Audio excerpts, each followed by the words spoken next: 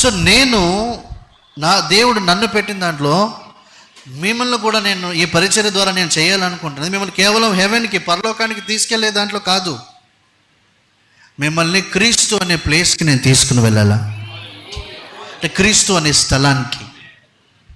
ఒకసారి మీరు క్రీస్తు అనే స్థలానికి వస్తే, నేను పోయిన వారం అంత ముందు వారం చెప్పాను, దేవుని నామం అనే రక్షణ. So Christ is a place, Christ అనే ప్లేస్.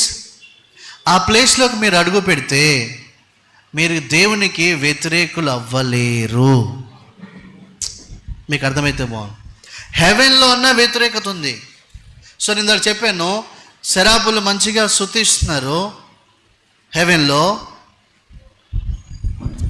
కానీ దేవునికి వారికి మధ్య అత్యంత ప్రేమ బాంధవ్యం అనేది లేదంత. ప్రేమ బాంధవ్యం రావాలంటే ఒక వ్యక్తి అనుభవించాలి. ఏమవ్వాలి? అనుభవించాలి. దేవుడికి మనకి మధ్య ఎందుకు అనుబంధం ఉంది, ప్రేమ ఉంది అంటే మనం యేసు ప్రభుని ఎక్స్పీరియన్స్ అవుతున్నాం. ఏంజల్స్కి ఒక అసైన్మెంట్ వచ్చింది. ఒక అసైన్మెంట్ వచ్చింది. ఆ అసైన్మెంట్ చేస్తున్నారు వాళ్ళు. బట్ మనకేంటి తెలుసా, మనకు ఓన్లీ అసైన్మెంటే కాదు, అంతకంటే మించి వారసత్వం వచ్చింది. అందుకే కొంతమంది దేవుడు నాకు అప్పగించిన పనిని నాకు ఎంత కష్టం వచ్చినా నేను భరిస్తాను అయ్యగారు అంటున్నారు. క్రీస్తు అనే ప్లేస్లోకి దురాత్మ రాలేదు. ఎందుకు? క్రీస్తు అంటే అభిషక్తుడు. It's place of powerful place.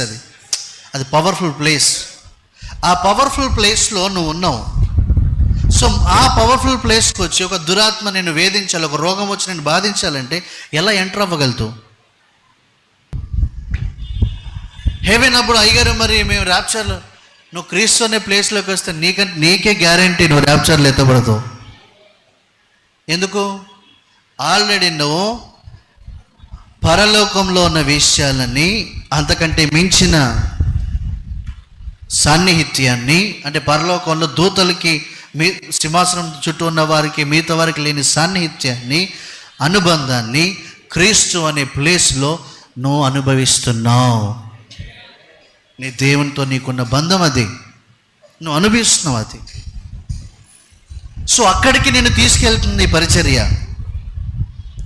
So ఈ పరిచర్య దర్శనం అది. చాలామంది ఏనాటికైనా మిమ్మల్ని పరలోకం చేర్చాలి. డెఫినెట్గా మీరు క్రీస్తు అనే ప్లేస్కి వస్తే మీరు హెవెన్ అనేది మీకు గ్యారంటీ.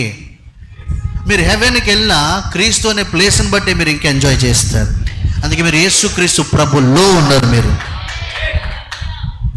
బట్ సింహాసనం ఉంది, దేవుని సింహాసనం ఉంది, శరాపులు ఉన్నారు, మిగతా ఏంజల్స్ ఉన్నారు.